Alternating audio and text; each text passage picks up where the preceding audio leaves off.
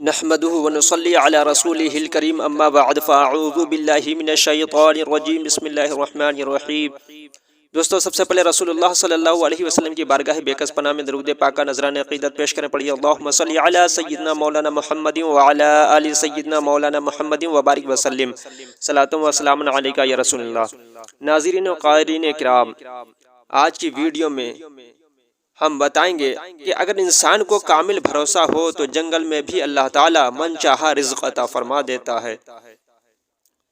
حضرت سیدنا ابو ابراہیم یمانی رحمۃ اللہ علیہ فرماتے ہیں، ایک مرتبہ ہم چند رفقا حضرت سیدنا ابراہیم بن ادہم علیہ الرحمہ کے ہمراہی میں سمندر کے قریب ایک وادی کی طرف گئے۔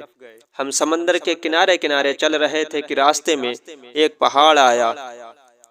وہاں ہم نے کچھ دیر قیام کیا اور پھر سفر پر روانہ ہو گئے۔ راستے میں ایک گھنا جنگل آیا جس میں بکثرت خشک درخت اور خشک جھاڑیاں تھیں۔ شام قریب تھی، سردیوں کا موسم تھا۔ ہم نے حضرت سیدنا ابراہیم بن ادہم علیہ الرحمہ کی بارگاہ میں عرض کی، حضور اگر آپ مناسب سمجھیں تو آج رات ہم ساحل سمندر پر گزارا کر لیتے ہیں۔ یہاں اس قریبی جنگل میں خشک لکڑیاں بہت ہیں، ہم لکڑیاں جمع کر کے آگ روشن کر لیں گے، اس طرح ہم سردی اور درندوں وغیرہ سے محفوظ رہیں گے۔ آپ رحمت اللہ علیہ نے فرمایا، ٹھیک ہے، جیسے تمہاری مرضی۔ چنانچہ ہمارے کچھ دوستوں نے جنگل سے خشک لکڑیاں اکٹھا کیں اور ایک شخص کو آگ لینے کے لیے قریبی قلعے کی طرف بھیج دیا۔ جب وہ آگ لے کر آیا تو ہم نے جمع شدہ لکڑیوں میں آگ لگا دی اور سب آگ کے ارد گرد بیٹھ گئے اور ہم نے کھانے کے لیے روٹیاں نکال لیں۔ اچانک ہم میں سے ایک شخص نے کہا، دیکھو ان لکڑیوں سے کیسے انگارے بن گئے ہیں، اے کاش ہمارے پاس گوشت ہوتا تو ہم اسے ان انگاروں پر بھون لیتے۔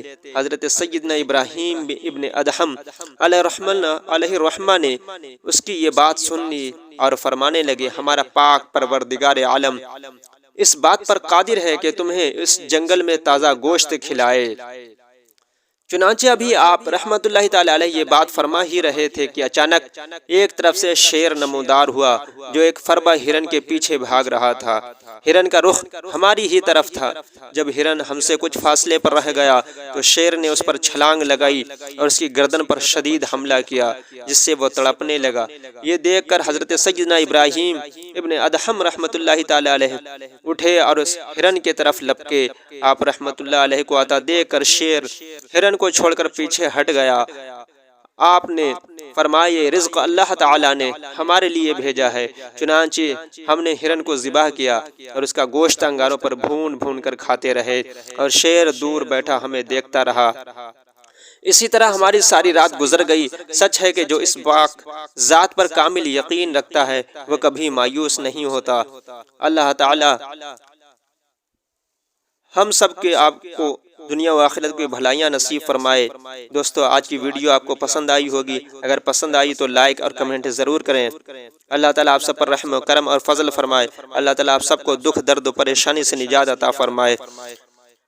آپ سب کو مدینہ شریف کی حاضری نصیب فرمائے۔ خدا حافظ، فی امان اللہ۔